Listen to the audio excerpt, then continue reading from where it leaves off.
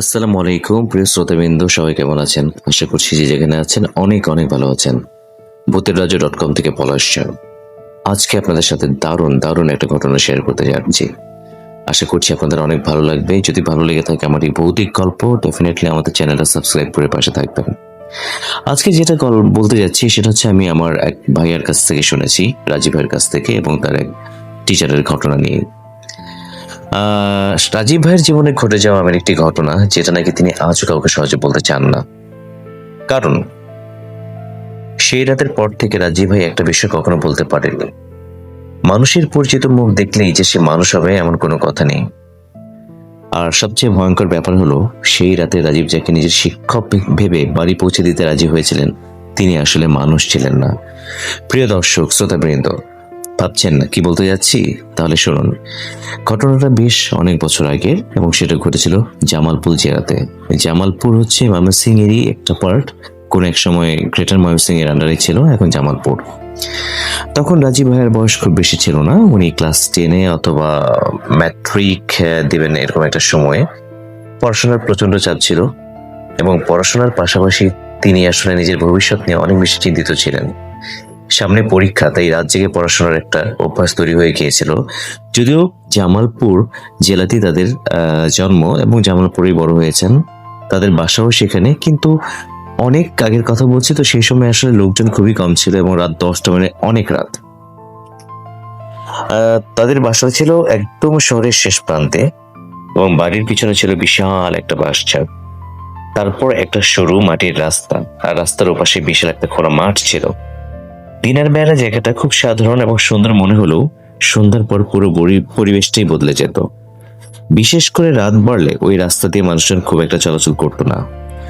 রাজীবের মা, রাজীব ভাইয়ের আম্মা প্রায়ই বলতেন, রাত বেশি হলে জানালাটা বন্ধ করে রাখবি, পেছনের দিকে জানালা খোলা রাখবি না। রাজীব ভাই হাসতো এবং জানতে যেত কেন মা, কি হয়েছে? মা কোনো উত্তর দিতেন না, শুধু বলতেন, বলেছি না বন্ধ করে রাখবি। রাজীব ভাই এসব কথাকে গ্রামের মানুষের কুসংস্কার বলেই মনে করত, কিন্তু সেই রাতের পর তার ধারণা পুরোপুরি পাল্টে যায়। সেদিন রাতেও রাজীব ভাই তার ঘরে বসে বসে পড়াশোনা করছিলেন। তখন সময় রাত 11টার মতো, 11টা না, 10:30 হতে পারে। বাড়ির সবাই ঘুমিয়ে পড়েছে। আগেই বলেছি, অনেক আগের ঘটনা এবং জামালপুর জেলার। টেবিলের উপরে বই খোলা, পাশে একটা খাতা, আর টেবিলের কোণে ছোট একটা বাতি জ্বলছিল। রাজীব ভাই পড়াশোনা করছিলেন, কিন্তু হঠাৎ করে তার ভেতরে মানে ঘরের ভিতরে প্রচন্ড গরম লাগা শুরু হলো। তাই পেছনের জানালাটা তিনি খুলে দিলেন। জানালার বাইরে তখন ঘুটঘুটে অন্ধকার, দূরে কোথাও একটা কুকুর ডাকছিল। মাঝে মাঝে বাঁশঝাড় থেকে শুকনো পাতার খসখস শব্দ আসছিল। তিনি প্রথমে কিছু মনে করলেন না, আবার পড়ায় মনোযোগ দিলেন। কিছুক্ষণ পর হঠাৎ ঠক, জানালার কাছে যেন কেউ আঙ্গুল দিয়ে টোকা দিল। রাজীব ভাই থেমে গেলেন। সে মাথা তুলে জানালার দিকে তাকালো, কিন্তু কিছুই নেই, শুধু কালো অন্ধকার ছাড়া তিনি কিছুই দেখতে পেলেন না। তবে সে ভাবলো হয়তো বাঁশের কোনো ডাল এসে লেগেছে। আবার পড়তে শুরু করলো। 2 মিনিটও যায়নি এমন সময় আবার শব্দ, এবার শব্দটা স্পষ্ট। জানালার বাইরে কেউ যেন দাঁড়িয়ে আছে। রাজীব ভাই ধীরে ধীরে চেয়ার থেকে উঠে দাঁড়ালো। তার বুকের ভেতরটা কেমন যেন ধড়ফড় করতে শুরু করেছে। সে জানালার কাছে গেল, বাইরে তাকালো। প্রথমে সে কিছুই দেখতে পেল না। তারপর অন্ধকারের মধ্যে একটা মানুষের অবয়ব চোখে পড়ল। রাজীব ভাই চমকে পিছনে সরে গেলেন। লোকটা জানালার ঠিক বাইরে দাঁড়িয়ে ছিল, কিন্তু মুখটা অন্ধকারে ঢাকা। রাজীব ভাই ভয়ে ভয়ে জিজ্ঞেস করলেন, কে? কোনো উত্তর নেই। আবার জিজ্ঞেস করলেন, কে ওখানে? এবার লোকটা ধীরে ধীরে মুখটা উপরে তুললো, আর রাজীবের বুকের ভেতরটা হঠাৎ ঠান্ডা হয়ে গেল। কারণ সে মানুষটাকে চিনতে পেরেছে। তিনি ছিলেন রাজীবের স্কুলের শিক্ষক রফিক স্যার। রাজীব অবাক হয়ে বলল, স্যার আপনি এখানে? রফিক স্যার মৃদু হাসলেন, তারপর বললেন, রাজীব একটা উপকার করবি? রাজীব জানালার কাছে এগিয়ে গেল এবং বলল, স্যার বলেন, কি বলতে চান? স্যার বললেন, আমাকে একটু বাড়ি পৌঁছে দিবি? হ্যাঁ। রাজীব একটু অবাক হলো, এত রাতে? আর আপনি তো স্যার একাই যাতায়াত করেন। স্যার মাথা নেড়ে বললেন, হ্যাঁ একটু দরকার, আমার ভয় লাগছে। রাজীব জানালা দিয়ে বাইরে তাকালো, তারপর বলল, ঠিক আছে স্যার, আপনি একটু অপেক্ষা করুন, আমি বাইরে হচ্ছি। রফিক স্যার কোনো উত্তর দিলেন না, শুধু বলেন, তাড়াতাড়ি আয়। রাজীব কিছুক্ষণ চুপ ফুক করে রইলো। তারপর ভাবলো, শিক্ষক মানুষ, হয়তো কোনো কাজে এদিকে এসেছিলেন, অন্ধকারে একা যেতে ভয় করছে। তাই তাকে বাড়ি পৌঁছে দিতে বলছেন। রাজীব বলল, ওকে স্যার, আপনি দাঁড়ান, আমি আসছি।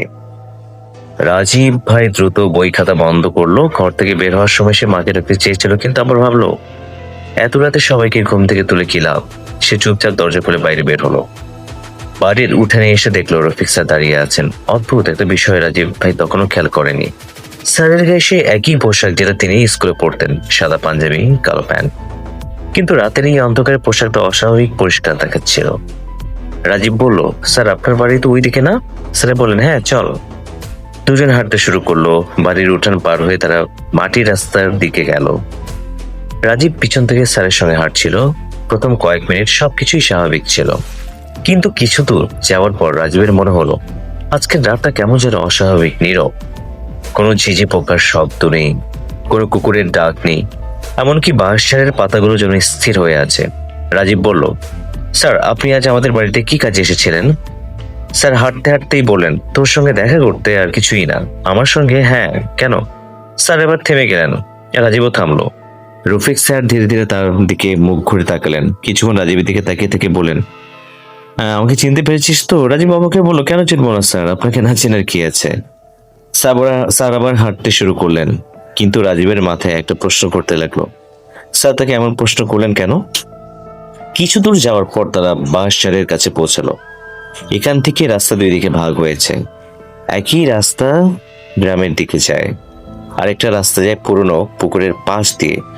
রাজীব জানতো রফিক স্যারের বাড়ি গ্রামের ভেতরে, তাই সে গ্রামের রাস্তার দিকে যেতে চাইলে স্যার হঠাৎ বলেন, না ওই দিকে না। রাজীব ভাই থেমে গেল। কেন স্যার, আপনার বাসা তো ওই দিকেই, এই রাস্তা দিয়ে চল, স্যার বললেন। স্যার পুকুরের পাশের রাস্তা দিকে হাঁটতে শুরু করলেন। রাজীব অবাক হয়ে পেছনে পেছনে গেল। কিছু দূর যাওয়ার পর সে বলল, স্যার আপনার বাড়ি তো ওই দিকে। রফিক স্যার কোনো উত্তর দিলেন না। রাজীব আবার বলল, স্যার। স্যারের কাছ থেকে কোনো জবাব পাওয়া গেল না। এবার রাজীব ভাই একটু জোরেই বলল, স্যার। রফিক স্যার থামলেন, তারপর ধীরে ধীরে মাথা ঘুরিয়ে বললেন, তুই কি আমাকে বাড়ি পৌঁছে দিতে এসেছিস? হ্যাঁ জি স্যার, আপনি তো বললেন। তাহলে এত প্রশ্ন করিস কেন? রাজীব ভাইয়ের বুকটা হঠাৎ করে কেঁপে উঠল। স্যারের কণ্ঠস্বরটা কেমন যেন বদলে গেছে। এটা রফিক স্যারের স্বাভাবিক কণ্ঠ নয়, গলা যেন অনেক গভীর, অনেক দূর থেকে ভেসে আসছে। এবার রাজীব ভাইয়ের মনে ভয় ঢুকে গেল। তবুও সে নিজেকে বোঝালো, হয়তো অন্ধকারের কারণে এমন লাগছে। পুকুরের কাছে এসে হঠাৎ রফিক স্যার দাঁড়িয়ে গেলেন। রাজীবও থামলো।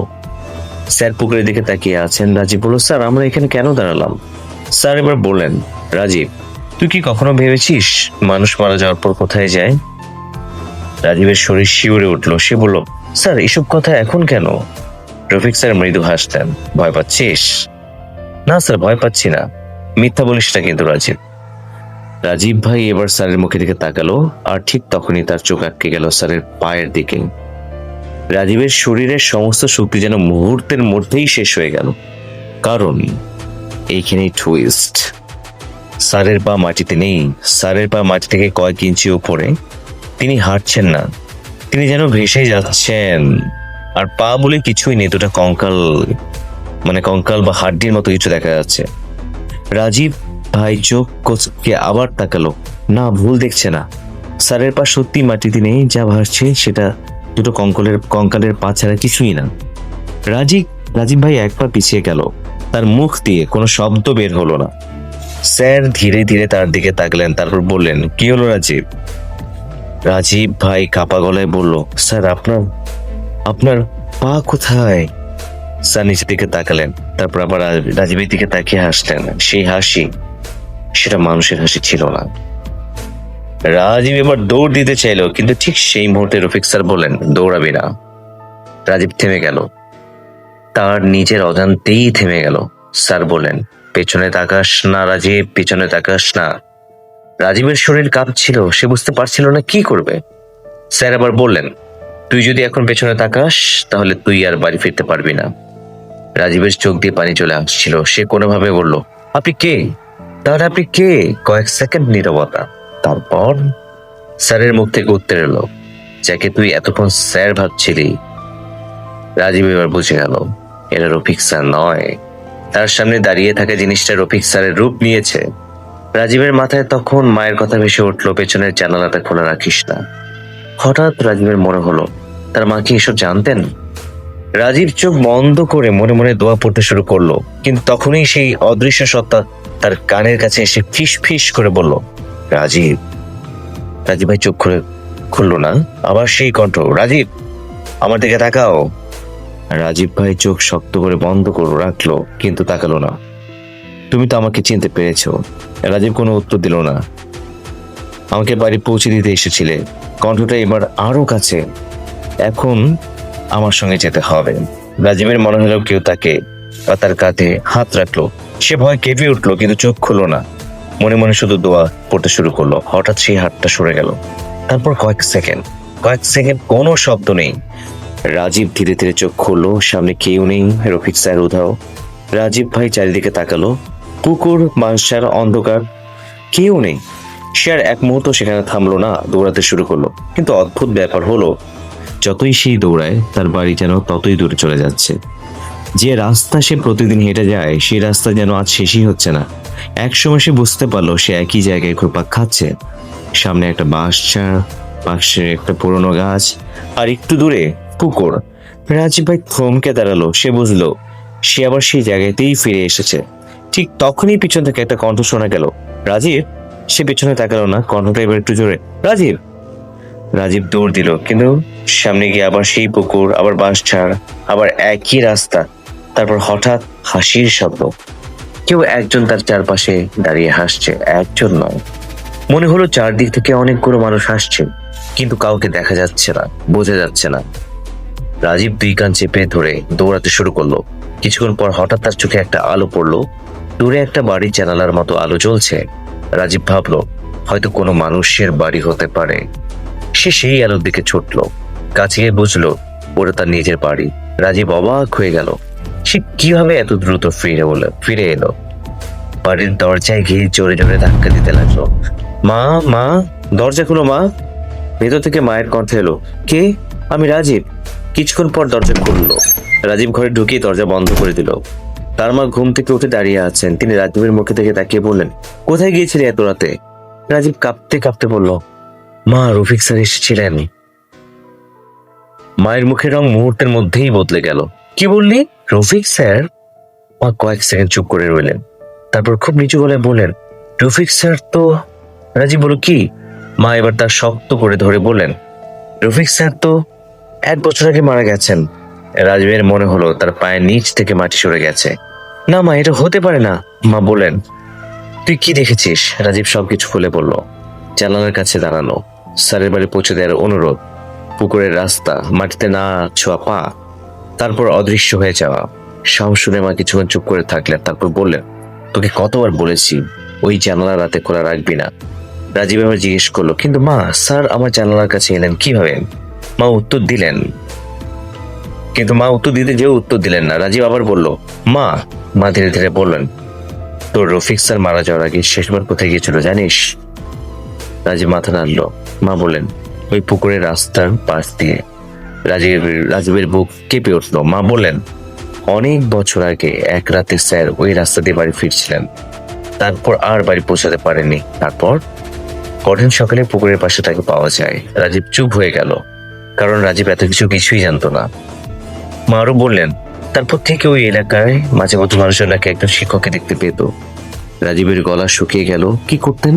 মা বলেন, কারো কাছে পথ জিজ্ঞেস করতেন, কাউকে বাড়ি পৌঁছে দিতে বলতেন, আবার কাউকে বলতেন আমাকে একটু সঙ্গে নিয়ে চল। রাজীব আর কিছু বলতে পারলো না। কিন্তু ঘটনাটা এখানেই শেষ হয়নি। পরদিন সকালে রাজীব ঘুম থেকে উঠে প্রথমেই তার ঘরের জানালার কাছে গেল। জানালাটা তখনও খোলা। সে জানালার নিচের মাটির দিকে তাকালো। তার বুকটা ধক করে উঠল। মাটিতে ভেজা পায়ের ছাপ। কি আশ্চর্যের ব্যাপার! ছাপগুলো জানালার বাইরে থেকে ঘরের দিকে আসেনি, বরং ঘরের ভেতর থেকে জানালার দিকে গেছে। রাজীব কয়েক পা পিছিয়ে গেল। সে মাকে ডাকলো। মা এসে পায়ের ছাপ থেকে স্তব্ধ হয়ে গেলেন। কেউ কিছু বুঝতে পারছিল না। তারপর রাজীব হঠাৎ একটা জিনিস লক্ষ্য করলো। টেবিলের উপর তার অঙ্কের খাতা খোলা। গত রাতে সে যে অঙ্কটা করছিল তার নিচে একটা লাইন লেখা। রাজীবের হাত পা ঠান্ডা হয়ে গেল, কারণ লেখাটা তার হাতের লেখা নয়। খাতায় লেখা ছিল, পরের বার আমাকে বাড়ি পৌঁছে দিস।